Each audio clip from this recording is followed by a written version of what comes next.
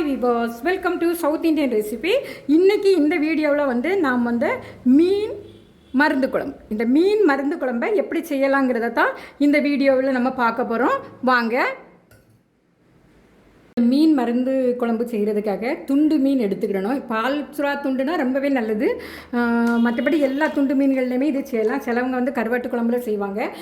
இந்த மருந்து குழம்பு செய்கிறதுக்கு பார்த்திங்கன்னா இதில் வந்து ஓமம், சுக்கு, கடுகு, திப்பிலி, அப்புறம் வந்து நல்ல மிளகு, அதோட இந்த தேங்காய், இதை அவ்வளோத்தையும் நம்ம வந்து நைஸாக அரைச்சிக்கிடணும். இது கூட வந்து நம்ம வந்து மஞ்சள் சேர்த்துக்கிடணும். அரைக்கும்போது தண்ணி ஊற்றி நல்லாவே நைஸாக அரைச்சி எடுத்துக்கிடணும். பாருங்கள், நம்ம நல்லா தண்ணி ஊற்றி நைஸாக அரைச்சி எடுத்தாச்சு. மருந்து குழம்பு வந்து நம்ம மண் பாத்திரத்தில் செய்யும்போது தான் அது ரொம்ப டேஸ்ட்டாகவும் இருக்கும். இப்போ பார்த்திங்கன்னா இப்போ இந்த பாத்திரத்தில் நான் வந்து இந்த மசாலாவை சேர்த்துக்கிறேன். பொதுவாகவே உணவு தான் நமக்கு வந்து மருந்து.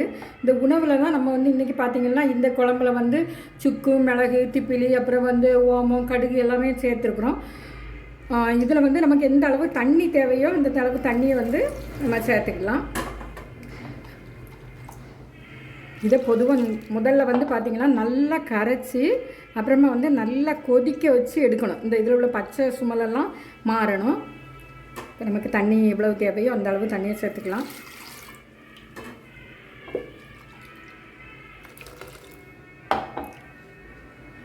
குழம்பு அடுப்பில் கூட்டி வச்சாச்சு. இப்போ பார்த்திங்கன்னா 3 பெரிய பூண்டு எடுத்து நான் வந்து அது தொலி எடுத்து வச்சுருக்கேன். இப்போ இது கூட சேர்த்துக்கலாம்.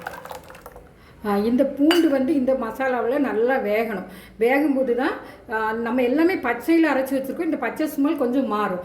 இப்போ பூண்டு இந்த மசாலாவில் நல்லா வேகட்டும். குழம்பு நல்லா கொதிச்சு வருது. ஆக்சுவலாக இந்த குழம்பு வந்து பாத்திரத்தை விட்டு வெளியில் பொங்கி விழ விட்டுறக்கூடாது. பெரியவங்கெல்லாம் சொல்லுவாங்க குழம்பு கொதித்து பொங்கி வடிஞ்சாக்கி டேஸ்ட் இருக்காதுன்னு சொல்லி. அது உண்மை தான். இப்போ நம்ம வந்து இதில் வந்து இந்த குழம்புக்கு தேவையான உப்பு சேர்த்துக்கலாம். கரையில் இருக்க மசாலாக்களை இப்படி எடுத்து இப்போ வந்து வெள்ளை பூண்டோடு சேர்ந்து இந்த குழம்பு நல்லா வேகணும். அந்த ஸ்மெல்லெல்லாம் போகணும். இப்போ இந்த கொதிக்கிற டைம்லேயே நம்ம பெருங்காயம் ஒரு 1/2 டீஸ்பூன் அளவு பெருங்காயம் சேர்த்துடணும். பெருங்காயம் சேர்க்கும் போது தான் இந்த குழம்பு நல்லா வாசமாக இருக்கும். இப்போ இந்த குழம்புல போட்டிருக்க பூண்டு வந்து நல்லா வேகணும். வெந்தால் தான் நல்லாயிருக்கும். இது வேகட்டும். நம்ம வந்து மீடியம் ஃப்ளேமில் வச்சு மூடி வச்சுக்கலாம். குழம்பு நல்லா வெந்து வற்றி வருது. பாருங்கள், பூண்டும் நல்லா வெந்துருச்சு. இந்த ஸ்டேஜில் உப்பு பார்த்திங்கன்னா ஆக்சுவலாக எனக்கு கொஞ்சம் உப்பு பத்தாது போல் இருக்குது. அதனால் நான் வந்து கொஞ்சமாக உப்பு சேர்த்துருக்கேன். உப்பு கரெக்டாக இருந்தால் தான் குழம்பு சாப்பிட்றதுக்கு ரொம்ப டேஸ்ட்டாக இருக்கும். அருமையாக இருக்குது. இப்போ இதில் வந்து நம்ம மீன் சேர்த்துக்கணும். மீன் சேர்த்த பிறகு வந்து நம்ம வந்து அகப்பையை போட்டு கிளற முடியாது. அதனால் அப்புறம் வந்து நம்ம வந்து துணி வச்சு சுற்றி தான் விடணும். துண்டு மீனை நம்ம இதில் சேர்த்துக்கலாம். அந்த காலங்கள்லாம் பார்த்திங்கன்னா டெலிவரி ஆகிட்டாலே வீட்டில் இப்படி குழம்பு தான் வைப்பாங்க. அது தெரு முழுதும் நல்லா மணக்கும். இந்த குழம்பு வைக்கும்போது யாருமே கண்டுபிடிச்சிருவாங்க இந்த வீட்டில் மருந்து குழம்பு வைக்கிறாங்க அப்படின்னு. அந்த அளவு மணமாகவும் இருக்கும், டேஸ்ட்டாகவும் இருக்கும். பிள்ளைக்கு பால் இருக்குங்கிறதுக்காகவே இந்த குழம்பு வச்சு பெரியவங்க கொடுப்பாங்க.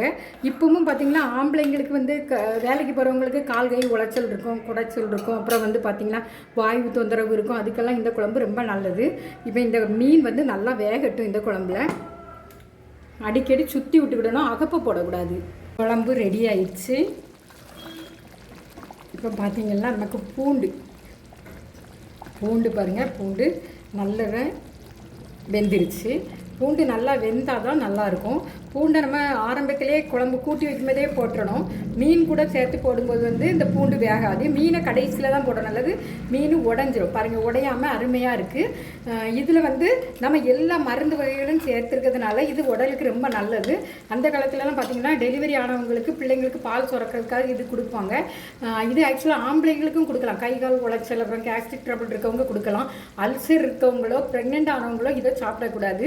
இது வந்து குழந்தைகளுக்கு நல்லது. குழந்தைகள் வந்து எல்லாமே விரும்பமாக அது இப்போலாம் பார்த்திங்கன்னா ஸ்நாக்ஸ் அது இதுன்னு சாப்பிடுவாங்க.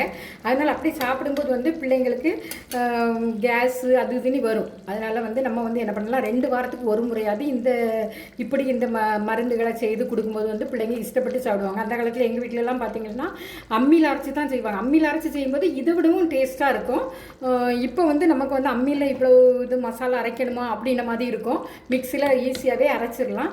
இதே போல் நீங்களும் வீடுகளில் செய்து பாருங்கள். லைக் பண்ணுங்கள், ஷேர் பண்ணுங்கள், மறக்காமல் சப்ஸ்கிரைப் பண்ணுங்கள்.